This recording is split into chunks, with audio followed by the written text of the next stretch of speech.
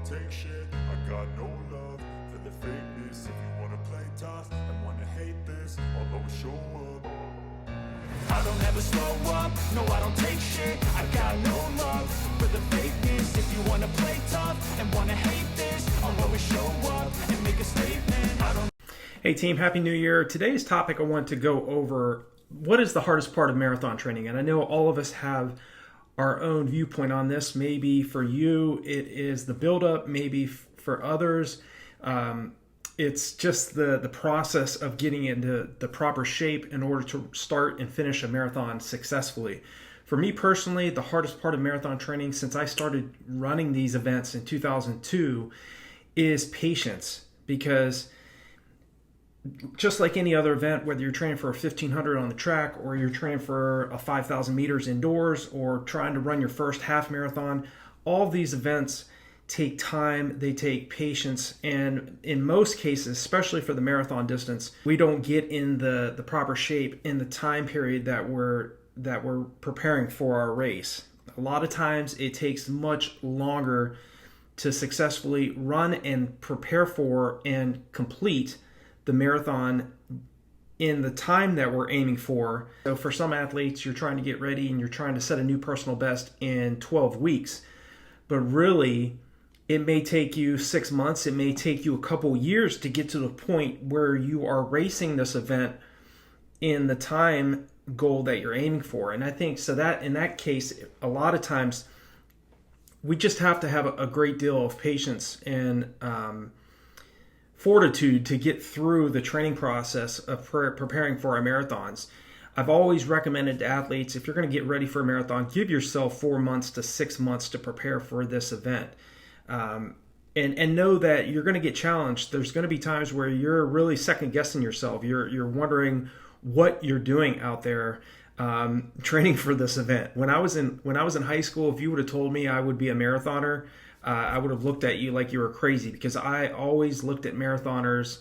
I always had a huge respect for those athletes preparing for races of this distance, but I never thought of myself as a marathoner, especially when I was running the 1600 and 3200 in high school.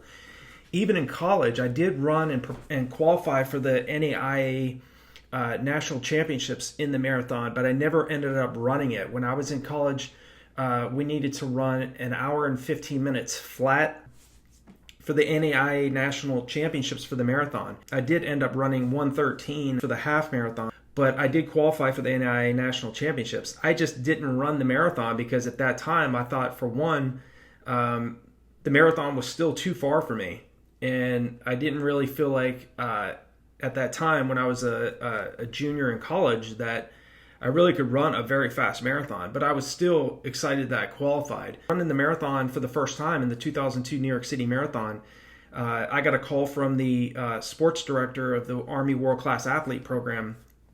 This was in 2002 during my first year in the Army. I got a call. He said, "Hey, I see you've run 53:12 for 10 miles. We got a slot open for a Armed Forces team that's going to the New York City Marathon, and they're going to run for charity. They're going to start in last place. But the good news is they're going to put you up in New York City for a week in the Plaza Hotel, and your job is to go there and to be a part of this team, to represent the Army." It was a multi-branch team, which was comprised of Air Force, Marines, Army, and Navy. And the athletes on this team were highly competitive. The Air Force had a member of their branch that broke the 4-minute mile that was a part of the Air Force team. So I was a part of the Army team, of course, and they put us up. They took care of us, but I had never intended on running a marathon until I got that call from the program director of the U.S. Army World Class Athlete Program. I had run, like I mentioned, I ran a half marathon in college, ran several 10-mile races, and I ran the Army 10-miler in 2002, the month before the New York City Marathon. I ran 53:21 was the exact time, actually, at the 2002 Army 10-miler. And so when I got that call, I was still in decent shape, but I had never run a full marathon before. And so I ended up finishing as the team's top finisher in 2:43:36. Started in 32,189th place, dead last, finished in 257th place. And it was great to experience what it was like to run a marathon. I still remember my first mile in that race was 16 minutes flat because I was bobbing and weaving through thousands of people. And again, Chase Manhattan Bank was donating $1 to lung cancer research. So we, as the marathon team, our goal was to pass as many possible people as we could to raise as much money as we could. So it was great. I never experienced it, what a marathon was like, but to go to New York City to compete in that particular race, that was my debut marathon. And after that, it became a process of learning, how do I start and finish this event in the best possible manner and slow down the least? And the hardest part of marathon training for me was just getting to a point where I could get to a point where I could run at the paces I was aiming for. My goal after running that 2:43, I knew I needed to run 2:22 flat, which is 5:25 mile pace. So my goal was like, how do I go from running 6:14 mile pace, which was 2:43.36 at New York City, to go to holding 5:25 mile pace? This is a drastic change in effort.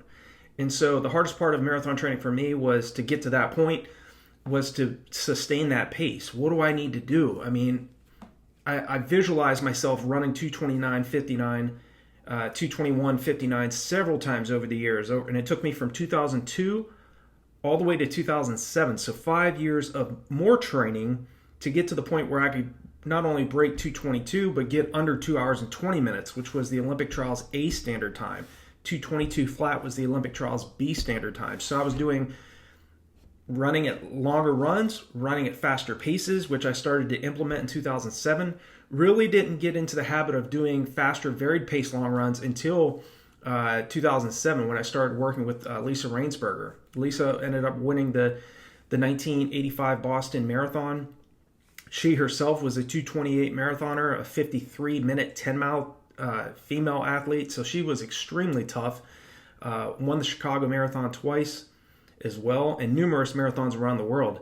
So I had to get into that mindset of, I can't just run long, slow, easy every single weekend. I know the long run is very important. So the hardest part of marathon training for me was just being patient enough to get into the type of fitness that would help me to go from a 2:43 to a 2:19.35 eventually. And it took several attempts at the marathon distance before I got to that point.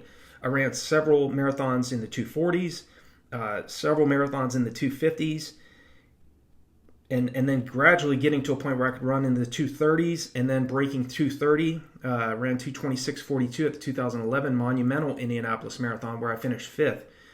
And then, and that was after running 2:19.35. So I had a lot of ups and downs in this sport. I ran 3:05 once, which was my slowest. Ran 3:02, and I've had 3 DNFs in my entire career running marathons. So it's not an easy process to train for and race a marathon. You have to be very mentally tough. This sport definitely takes consistent effort over a long period of time. If you don't have that type of tenacity, which I know you all do, I know if you're watching this video, maybe you're someone that's run very, very fast and very competitive for the marathon distance. Maybe you're a brand new athlete trying to run your first marathon. My advice to you is listen to the videos I've made on this channel since 2019. Go back and to RunDreamAchieve.com, to the blog, and read the posts that I've been writing on that site since 2011.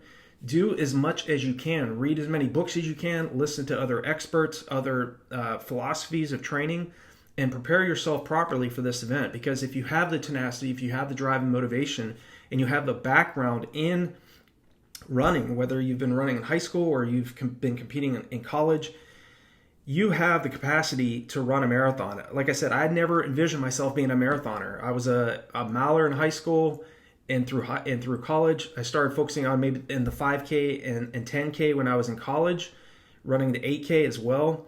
But again, it wasn't until after I graduated from college and enlisted into the Army. Graduated college in 2000, enlisted in the Army in 2002, and I just, again, had certain circumstances throughout my career and throughout my life in running that just walked me through the steps of gradually moving up to these longer races.